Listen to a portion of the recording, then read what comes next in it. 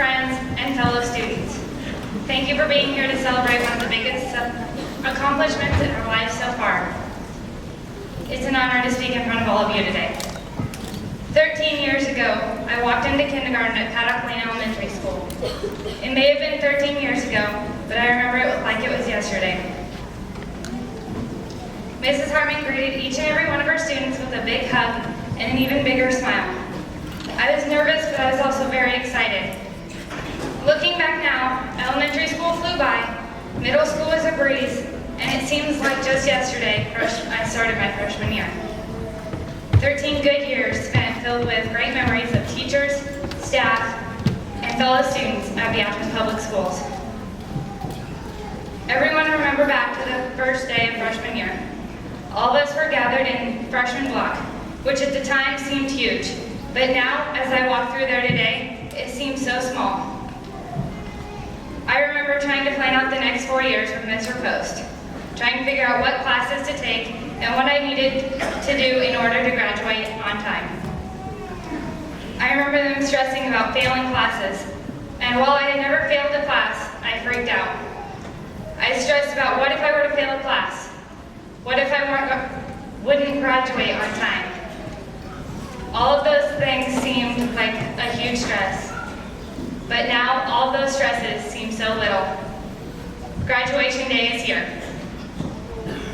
Mr. Post stressed to us about looking for colleges early and figuring out what you wanted to be. Freshman year, I thought I knew exactly what I wanted to do. Little did I know I had absolutely no clue what I really wanted to do with the rest of my life. On my first day of sophomore year, one of my teachers quoted Aristotle, saying, "You are what you repeatedly do. Therefore, excellence is not an act, but a habit." I love this quote because it reminds me that you can't do something just once to be the best. It takes practicing and doing it over and over again to do something with a certain level of excellence. That teacher definitely expected excellence out of everyone. He challenged us to be better students, not only in math, but in life. Mr. Barnard and I would always joke about coloring, because one day after a test, I pulled out a coloring book and started coloring. On the last day of his class, I colored with a brown Crayola crayon on the back of my final. When I turned my final in, I turned in a note thanking him for such a great year, as well as that brown Crayola crayon. Before the end of the final period, I received a pink Crayola colored pencil and a note that read, "Thank you for a great year. Here is a pink Crayola colored pencil. It's tougher than a crayon and it symbolizes happiness. Brown is those dark moments in life. We have both. May the happy moments be more than the sad. That's why the pink is bigger than the brown." I enjoyed it a lot. Have a great summer and keep in touch. And keep coloring. I would like to thank Mr. Barnard for being such a great life teacher. I am only 18, and I know I don't know everything, but in my short 18 years on this planet, I found that there are a few very important things in life. Family, friends, challenges, and perseverance are my top 4 things that I feel are important to keep in your mind. Family always comes first. Last summer, I spent all summer in Fort Sill, Oklahoma for basic combat training. I was cut off from talking to everyone I loved, except through letters. Being that far away from home, without my mom and dad to stand by my side and hold my hand, made me realize exactly how important parents are in a young person's life. Now, everyone has a different circumstance, and many people have not had this realization yet. But soon, we will all step foot into the real world, and we won't be living under our parents' roofs. Parents are there for us on our very first day of life, holding our hand, physically and figuratively, until today. Today is the day they release their hands and let us walk on our own, out into the real world. Thank you to every parent who has driven us around this town countless times a day, made sure we ate and were in bed, ready for school the next morning. Thank you to all the parents. Friends are next. From a young age, our friends are the ones who help us develop our interests, opinions, religion, and style. Yes, we may go separate ways, but most of the time, best friends grow in the same direction. They influence each other on every step along the way, from what kind of crayons you want, all the way to what kind of college you choose. My best friend and I have been friends since birth, grown up around each other, gone to elementary, middle, and high school together. We are now headed separate ways, but we will always be friends. She's the best friend I could ever ask for because she helped me develop into a stronger person. She's been there to talk to, laugh with, and cry with. Everyone has a friend like that, someone that if needed, you could turn to about everything.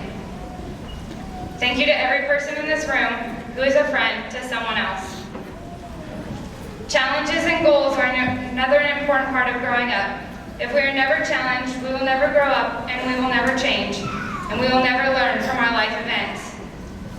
Challenges in our life are meant to make us stronger, mentally and physically. I read a quote that explained how challenges really are. Paulo, a journalist, said, "When we least expect it, life sets us a challenge to test our courage and willingness to change.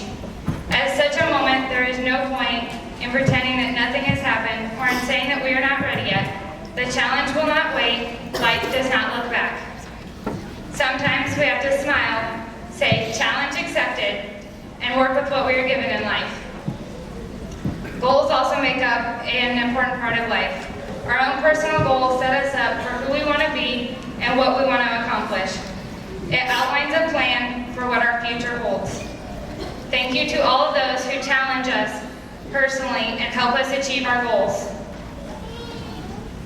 Finally, the last important thing is perseverance. Anything is possible if you try hard enough. Randy Posh, author of the last lecture and professor, said, "The brick walls are there for a reason. The brick walls are not there to keep us out. The brick walls are there to give us a chance to show how badly we want something.